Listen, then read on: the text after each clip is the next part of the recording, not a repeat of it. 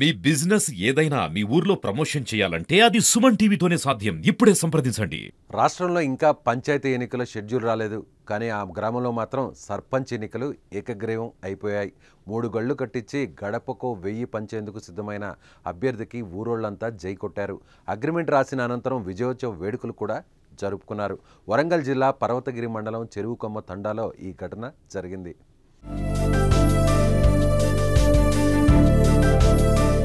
చెరువుకొమ్మ తండాలో దాదాపు 883 మంది జనాభా ఉన్నారు. అందులో 700 మంది పైగా ఓటర్లు ఉన్నారు. కాగా తనను సర్పంచ్గా ఏకగ్రీవంగా చేస్తే సొంత పైసలతో ఊరిలో బొడ్రాయి, పోచమ్మ తల్లి, ఆంజనేయ గుడికి 3 గుళ్ళు కట్టిస్తానని, విగ్రహాలు పెట్టిస్తానని, బొడ్రాయి పండుగ ఖర్చు కోసం గడప గడపకు 1000 రూపాయల చొప్పున పంచుతానని ధరావత్ బాలాజీ అనే వ్యక్తి ముందుకొచ్చాడు. ఇందుకోసం వచ్చే స్థానిక ఎన్నికల్లో ఎవరూ పోటీ చేయకుండా తనను ఏకగ్రీవం చేయాలని కండిషన్ పెట్టాడు.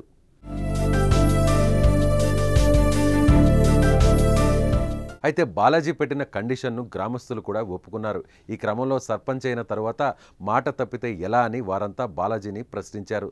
దీంతో ఎన్నికలు రాకముందే ఈ పనులన్నీ పూర్తి చేస్తానని మాటిచ్చాడు.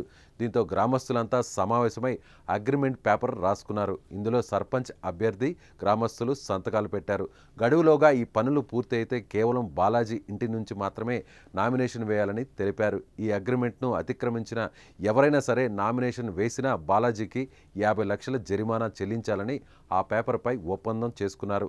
దీనికి ఒప్పంద పత్రంపై ఇరు పక్షాల వారు సంతకాలు చేయగానే సర్పంచ్ అభ్యర్థితో పాటు గ్రామస్తులంతా రంగులు చల్లుకొని వేడుకలు చేసుకున్నారు.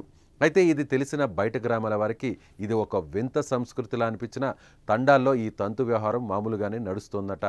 ఇలా తమ గ్రామంలోనే కాకుండా రాష్ట్రంలో కూడా ఇలాంటి ఎన్నికలు జరిగితే సమస్యలన్నీ ముందే పరిష్కారం అవుతాయని ఆ తండావాసులు చెబుతుండడం గమనార్హం. ఈ వీడియో మీద మీ అభిప్రాయాన్ని కామెంట్ రూపంలో తెలియజేయండి.